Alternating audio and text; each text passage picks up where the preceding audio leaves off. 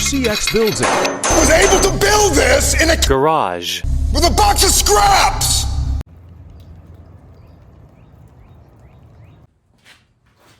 Alright, what is up, builders? Welcome back to RCX Builds It. This is the 1989 Honda CRX I've been working on. And the last episode, when we were working on the trying to get the car to start, we found that we weren't getting any pulse to the injectors. The fix for that ultimately being that the ECU was fried. So I had to swap out the ECU, the one I found on eBay. So now the car will start under its own power and the fuel injectors are firing. Quick to prove that, I'll go ahead and start it up and let you hear it.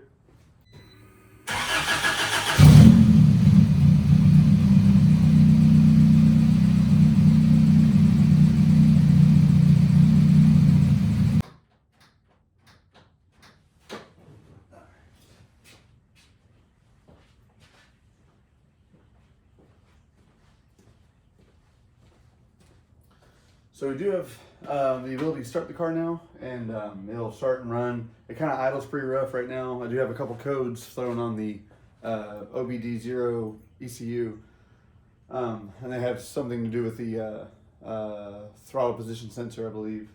Now, one thing I'm running into on the CRX is when I replaced the radiator on it, I found that I was never able to get it to fully bleed out all the air out of the cooling system.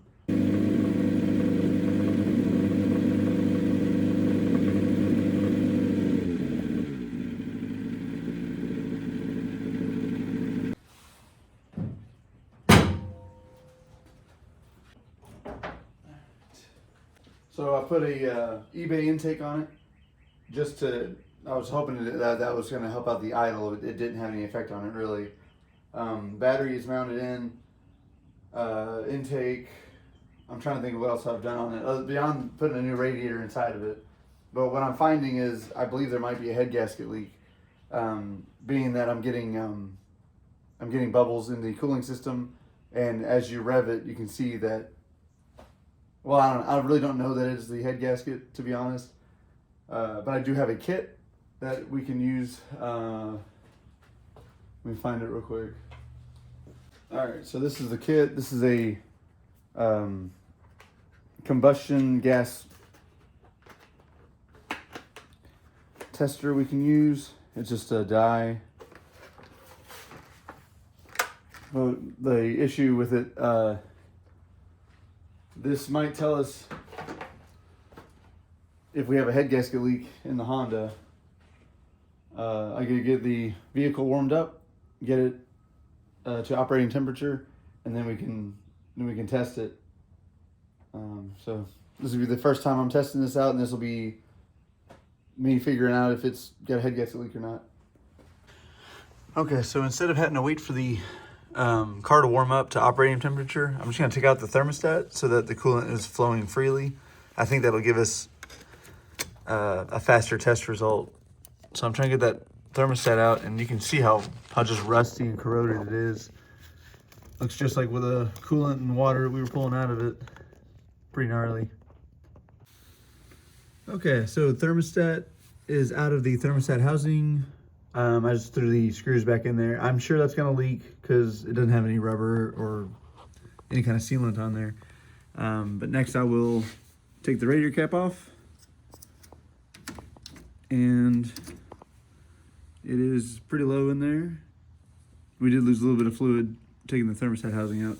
I'm gonna start it up, and I guess I could go ahead and put the dye in there and test it out. It's blue, it's kind of blue or green right now.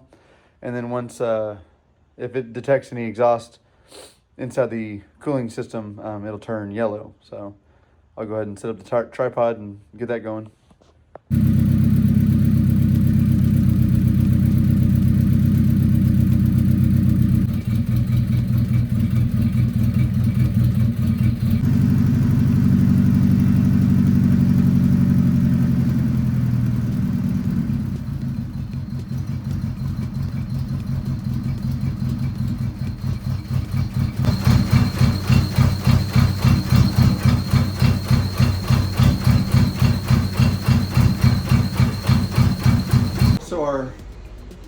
coolant testing, our head gasket tester resulted with negative. The dye is still blue.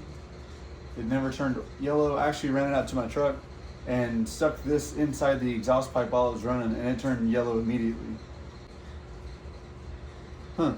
So maybe our head gasket is okay. It's odd. It's odd that whenever I was trying to bleed out the system, it just never stopped bubbling. And then once I started revving it, it started really bubbling up. I think at this point, I'm just gonna drain out what I have in here. It's a mix of like water and coolant. And maybe I'll just flush it again, but this time I've got a new tool to flush it out. So this is actually an air tool attachment, and you can put your garden hose up to it, and you can actually pressurize the flow going into your cooling system.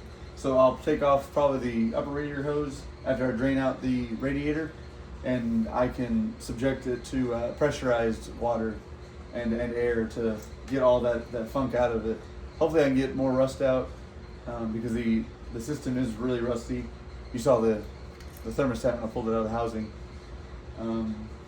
So man, this is good. This is good news. I thought the head gasket might be toast and I had to replace that. So let's see how that goes. I'm gonna go ahead and drain out the coolant, and I'll start using this to pressurize the system, and then we'll flush it completely.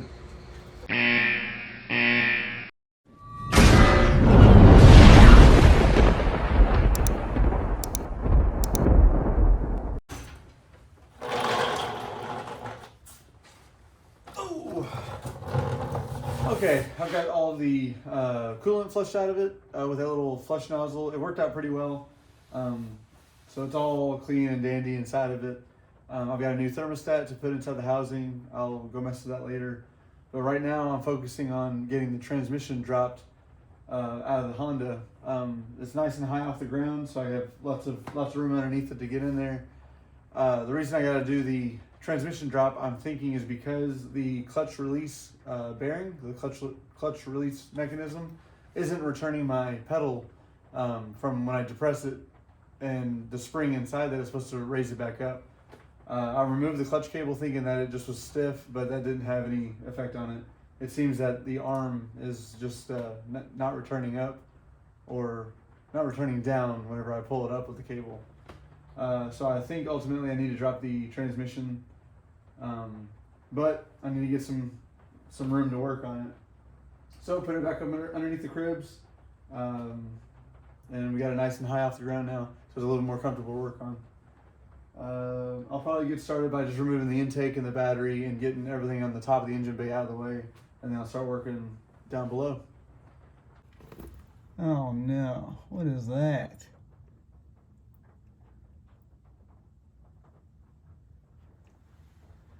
Junk's just water, dirty water.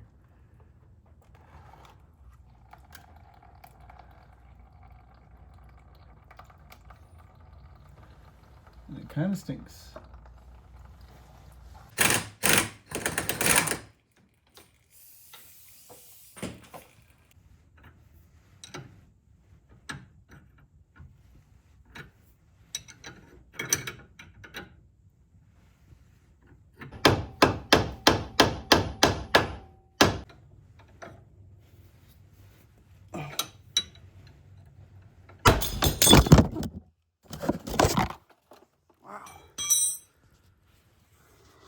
Pretty violent.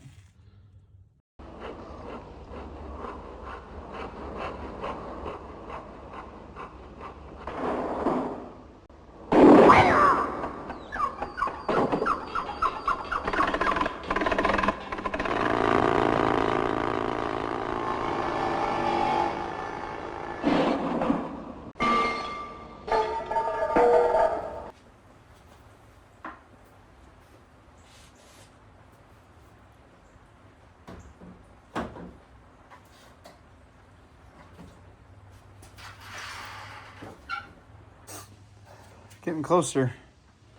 Starting to get a little gap here between the motor and the transmission. I don't know if you can even see that. Yeah, there you go. So almost there.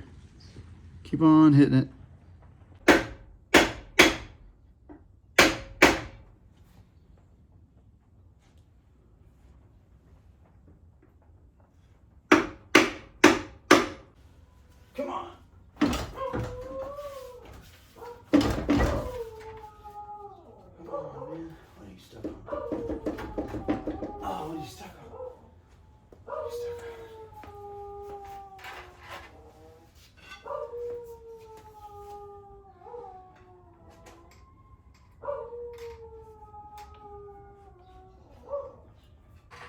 maybe 70 pounds, something like that. If I remember online.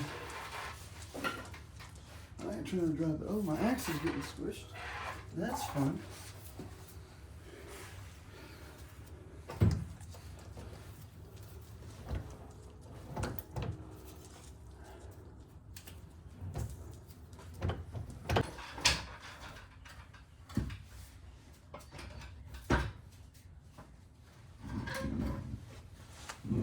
Alright, let's see what's going on with that clutch release. Okay, the spring is there. Not sure what the issue could be. I'm looking at this spring right here. For some reason it's not returning the throw. Oh, maybe this is seized up. The throwout bearing. Well, that might be it then. Doesn't seem like it's moving at all. It's just super rusty here. Throwout bearing is seized up. Okay. Alright, let's get some.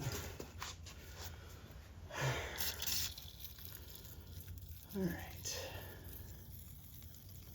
The whole thing in there. Oh, that juiced up. That spins okay. It's just this is not moving at all. This that bearing right there, or whatever it is, sleeve. All right, well, I've made a huge mess in here just trying to get the transmission out. Now that it's out and I can look at it, it looks like the clutch release, whatever mechanism, isn't releasing the fork, so that my pedal wasn't going to disengage. I'll have to do some work on that to get it freed up. I might have to replace a few things. I actually have to replace quite a few things during the removal of the transmission. So ball joints, axle nuts, probably too much to list right now. But yeah, I think I'll pause right here and clean up again.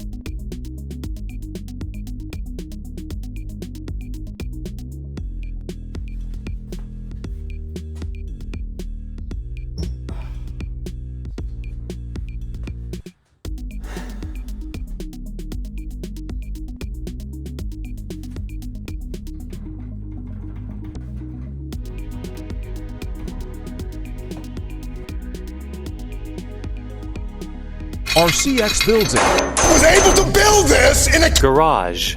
with a box of scraps!